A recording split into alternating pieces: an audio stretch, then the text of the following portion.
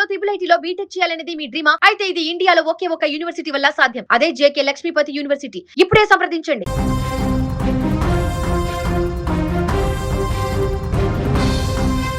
తమిళనాడులో అత్యాచార బాధితురాలి కేసుకు సంబంధించి ప్రెస్ మీట్లో పోలీస్ అధికారులు నవ్వినటువంటి ఘటనకు సంబంధించి ఆ యొక్క వార్త వైరల్ అయినటువంటి సందర్భం మనందరికీ తెలిసిందే. తాజాగా దీనికి సంబంధించి ముఖ్యమంత్రి విజయ్ తీసుకున్నటువంటి నిర్ణయం దేశవ్యాప్తంగా సంచలనంగా మారింది. ఒకవైపు బాధిత కుటుంబం కన్నీరు మున్నీరవుతుంటే మరోవైపు బాధ్యతాయుతమైనటువంటి కుర్చీల్లో ఉన్నటువంటి అధికారులు కెమెరాల ముందు నవ్వులాటకు పాల్పడ్డారు.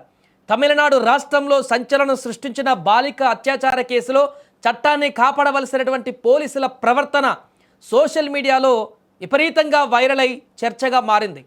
ప్రజల ప్రాణాలకు, మహిళల ఆత్మగౌరవానికి రక్షణ ఉండాల్సిన ఐపీఎస్ అధికారులు మీడియా సమావేశంలో వ్యవహరించినటువంటి తీరు అత్యంత దారుణంగా ఉందంటూ విమర్శించారు.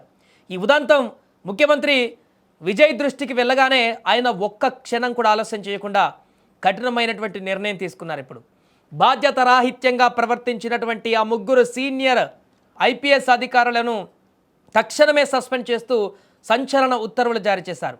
అసలు ఏం జరిగిందనేటువంటి వివరాలలోకి వెళ్తే కోయంబత్తూరు జిల్లాలో గత కొద్ది రోజుల క్రితం 10 ఏళ్ల బాలికను అపహరించి లైంగిక వేధింపులకు గురి చేసినటువంటి ఘటన తమిళనాడు వ్యాప్తంగా సంచలనం సృష్టించింది. ఈ కేసు నమోదైనటువంటి వెంటనే పోలీసులు విచారణ ప్రారంభించి వేగంగా దర్యాప్తు చేపట్టి ఆ ముగ్గురు నిందితులను కూడా వెంటనే అరెస్టు చేశారు, యాక్షన్లోకి దిగారు. ఈ కేసుకు సంబంధించిన ఈ వివరాలను వెల్లడించేందుకు ఏర్పాటు చేసినటువంటి మీడియా సమావేశానికి ముందు అక్కడికి వచ్చినటువంటి ముగ్గురు ఉన్నతాధికారులు కేసు చాలా సీరియస్, ఒక చిన్న అమ్మాయి మైనర్ బాలిక పైన జరిగినటువంటి దారుణమైనటువంటి ఘటన అప్పటికే రాజకీయ హీట్ను పుట్టించింది తమిళనాడులో.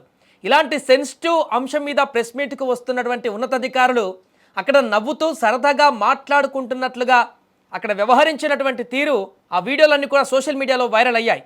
ఈ దృశ్యాలపైన నెటిజన్లు తీవ్ర స్థాయిలో విమర్శలు గుప్పించారు. సో ఈ ఘటన రాష్ట్ర వ్యాప్తంగా ఆగ్రహ జ్వాలలను రేకెత్తించింది. సాధారణంగా ఇటువంటి సున్నితమైనటువంటి కేసుల విషయంలో పోలీసులు అత్యంత గౌరవంగా బాధ్యతగా వ్యవహరించాలి. కానీ జరిగినటువంటి ఆ ప్రెస్ మీట్లో అధికారుల వైఖరి చూసి బాధితుల కుటుంబ సభ్యులే కాదు మొత్తము సమాజమే విస్తుపోయింది.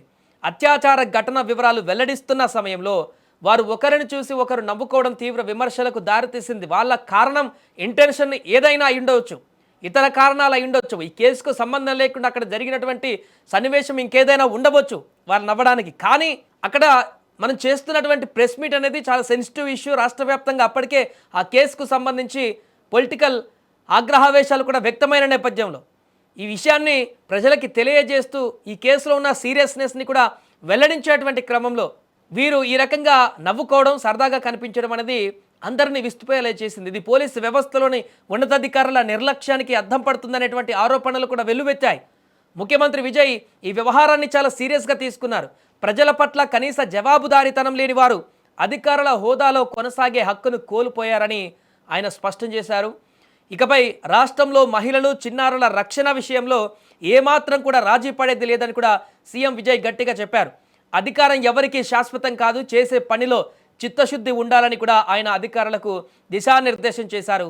పోలీస్ శాఖలో క్రమశిక్షణను కఠినంగా అమలు చేస్తామని, ఇలాంటి ప్రవర్తనను ఇకపై ఎట్టి పరిస్థితుల్లోనూ ఉపేక్షించేది లేదని కూడా ఆయన హెచ్చరించారు. ముఖ్యమంత్రి తీసుకున్నటువంటి ఈ నిర్ణయం ఇప్పుడు తమిళనాడు రాష్ట్ర వ్యాప్తంగానే కాదు, దేశంలోని ఇతర రాష్ట్రాల్లో కూడా ఇప్పుడు చర్చకు దారితీసింది. పోలీసుల ప్రవర్తన ఎలా ఉండాలో, బాధితులతో ఎలా వ్యవహరించాలో చెప్పడానికి ఈ ఉదంతం ఒక ఉదాహరణగా నిలుస్తోంది. మరోవైపు ప్రస్తుతం సోషల్ మీడియాలో ఈ విషయంపైన పెద్ద ఎత్తున చర్చ జరుగుతోంది. బాధితులకు న్యాయం జరగాలని పోరాడుతున్న వారికి సీఎం విజయ్ నిర్ణయం ఒక రకమైన ఊరటను ఇచ్చింది. పోలీస్ యూనిఫామ్ అంటే భయం, గౌరవం ఉండాలి తప్ప బాధితుల పట్ల వెటకారంగా ప్రవర్తించే విధంగా ఉండకూడదని నెటిజన్లు అభిప్రాయపడుతున్నారు. మొత్తం మీద ఈ సంఘటనతో తమిళనాడు పోలీసు యంత్రాంగం ఒక్కసారిగా అప్రమత్తమైంది. బాధ్యత రాహిత్యంగా వ్యవహరించే ఏ అధికారిని వదిలిపెట్టే ప్రసక్తే లేదని ముఖ్యమంత్రి పంపిన ఈ సంకేతం రాష్ట్రంలో శాంతి భద్రతల పరిరక్షణలో కొత్త అధ్యాయానికి నాంది పలుకుతుంది.